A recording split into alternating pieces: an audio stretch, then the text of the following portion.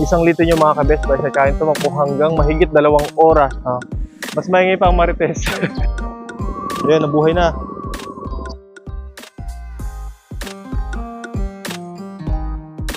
For today's video, makikita nyo po meron tayong 2 unit dito ng Philking 23i Inverter Silent Generator.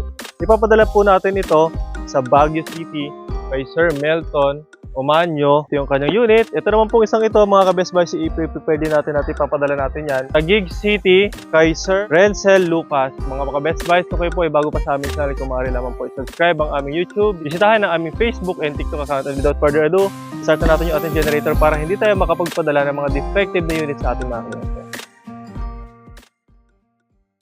So mga ka-best buys, ito nga yung ating manual, no? Hindi yan tinipid. Nakapala rin natin dito sa loob ng package yung ating funnel. So ito yung gagamitin natin pag mag-change oil tayo para hindi magtapon-tapon yung ating paglalagay ng langis, kailangan gumamit tayo nito. So napaka-effective dito mga ka-best buys, ano? Kapag kasi yung straight funnel lang, yung straight na gano'n, medyo magtitilt ka pa ng generator. Mamaya papakita ko sa inyo kung paano natin i-change or lalagyan ng langis yung ating generator gamit itong panel na to. Male plug. So ayan mga ka-best buys, heavy duty yan. Ito nyo naman, napakaganda ng quality. Ano? Spark plug remover. After 100 hours, pwede natin i-consider na palitan yung ating spark plug. Dito pa lang sa handle pa lang, meron na kaagad siyang fusion. So tanggalin muna natin yan.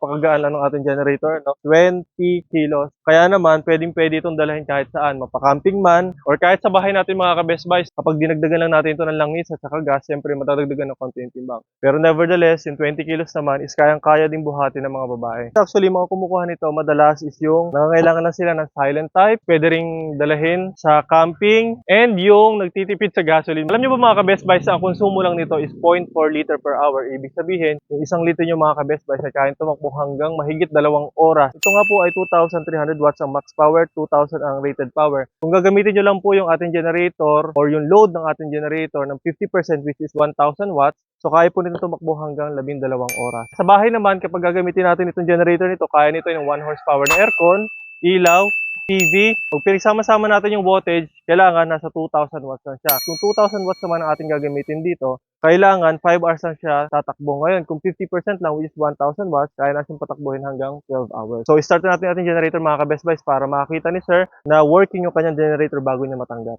Buksan muna natin itong panel. So, dito makikita natin yung ating oil inlet. So, kailangan natin ng 10W30 na oil para i-power up yung ating generator.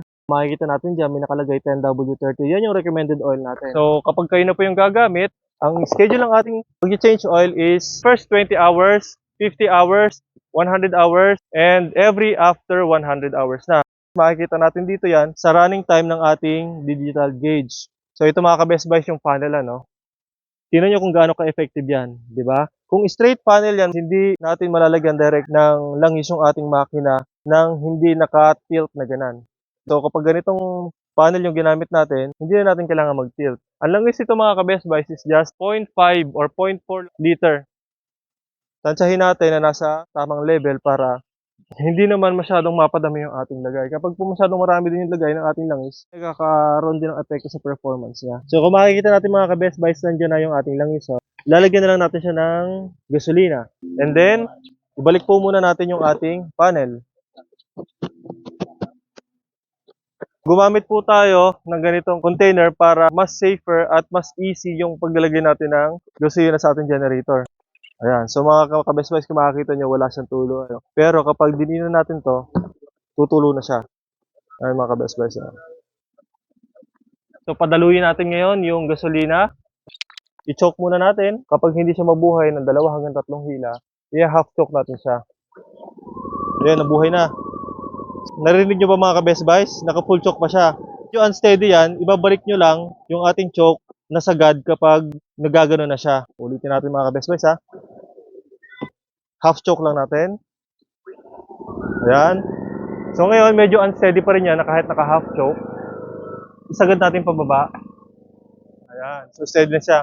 Naririnig nyo ba mga ka-best buys yung tunog ng ating generator? Kaya nasa open space tayo, halos hindi marinig yung ating generator. Naririnig mo niya, Kuya Tawe?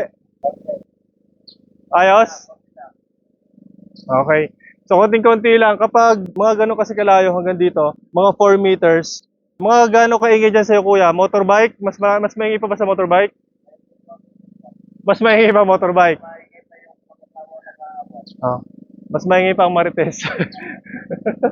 Okay, mas maingay pa daw yung mga kasama nag-aaway. So mga ka-best buys, dyan palang makikita nyo sa review ng ating mga bystander, may katahimikan talaga yung generator na to. Pag nawala ng kuryente tapos binuhay mo yung generator na to, magtataka yung mga kapitbahay mo kung bakit may kuryente ka. Actually, meron talagang generator na gumagana. Tulad nga nito, naka-open space, around 58 decibel lang yung kanyang tunog. Sa number 1 market natin, yung kanyang pagiging silent. Yung kanyang runtime, 0-0 yon, tapos ngayon yung kanyang voltage which is 229. Kapag po may load na yan or may nakasaksak na ng mga appliances, bumababa yan hanggang 220 to 225.